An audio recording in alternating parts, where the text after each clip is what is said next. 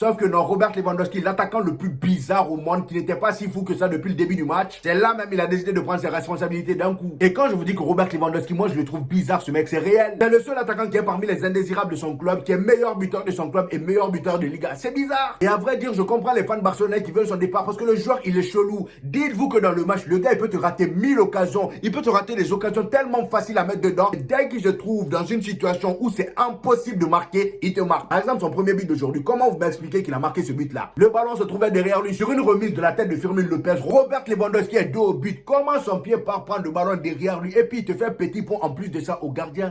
Comment vous m'expliquez ça? Et malgré toutes ces bizarreries, il faut quand même se dire la vérité, les amis. Robert Lewandowski, mettez du respect sur son nom. C'est vrai qu'il peut rater 1000 occasions avant d'en mettre un, mais rappelez-vous que c'est le meilleur buteur de la Liga. Là, il a claqué un doublé, il dévance encore Kylian Mbappé de 3 buts. Et c'est là, je me dis que même pour le trophée de Pichichi, là, ça va être galère pour Kylian Mbappé. Ils nous font chier dans tous les compartiments de la compétition, on peut même pas respirer. La place de premier, il nous emmerde. La place de Pichichi, là-bas aussi, il nous emmerde. Et franchement, c'est de bonne guerre. C'est grâce à tout ça que la Liga est vraiment intense cette saison. Et en plus de ça, je rappelle que Robert Lewandowski, c'est le premier joueur à atteindre la barre des 40 buts cette saison. Toute compétition confondue, je le précise. Franchement, c'est énorme. Et tout ça en 42 matchs. Comment vous voulez que le Barça et Deco se débarrassent de lui? C'est impossible, c'est mort. Donc tous ceux qui ont la haine de Robert Lewandowski, là, buvez de l'eau, ça va passer. Si vous voulez, même buvez 2 litres. Parce que là, avant que Robert Lewandowski ne quitte, peut-être la saison d'après, pas la saison prochaine, la saison d'après, il va partir à cause de son âge, tout ça. Le Barça va peut-être être dans l'obligation de renouveler un peu. Mais là, pour l'instant, Robert Lewandowski, avec les stats de barge qu'il a, là, c'est mort. Il va pas partir. Là, en Liga, avec son doublé d'aujourd'hui, il est désormais à 25 buts. Kylian Mbappé, lui, il a 23 buts. Et à côté de lui, aujourd'hui, on avait encore un Lamine Yamal bouillant comme d'habitude. Le petit, sur son côté, s'est encore régalé. La capacité qu'il a à perturber les défenseurs à chaque fois qu'il touche le ballon, les amis, ça me rend fou à chaque fois. Je me dis, mais attends, comment il fait? En fait, c'est son audace même qui m'impressionne le plus. Comme il a dit dans son documentaire là, dans le football, il n'y a pas d'âge. Parce que oui, les amis, pour ceux qui ne savent pas, il y a un documentaire sur Lamine Yamal qui vient de sortir en Espagne. Et dans le documentaire, on voit que Lamine Yamal, carrément, il est devenu une idole, voilà, pour des jeunes de son âge. Il est devenu l'idole de certains jeunes qui ont le même âge que lui, c'est n'importe quoi. Aujourd'hui, il marque un but avec beaucoup de chance, même si bon, je pense que le but n'a pas été mis en son nom. C'est plus un CSC qu'autre chose, mais au moins, c'est lui qui a provoqué le but. Vers la fin du match, il a failli marquer un banger encore une fois. Vous voyez ces enroulés qu'il fait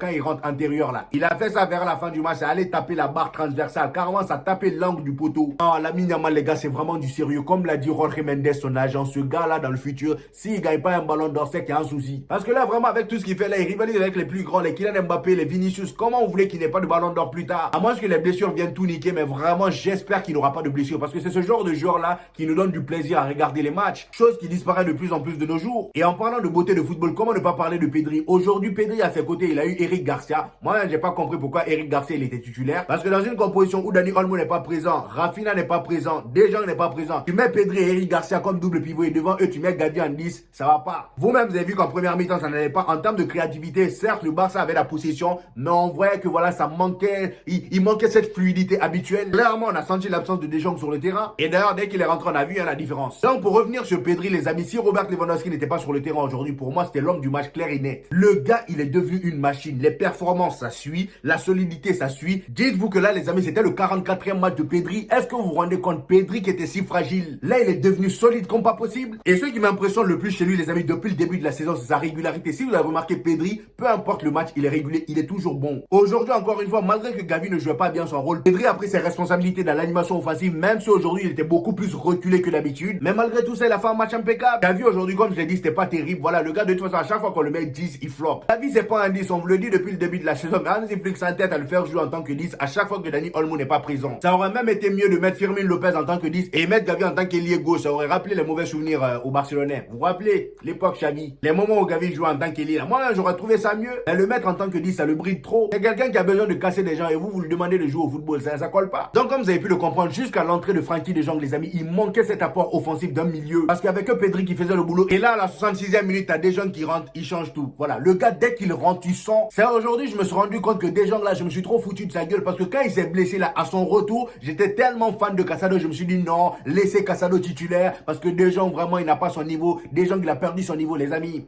Quand des gens, il a son niveau là, quand des gens est à 100%, il est injouable.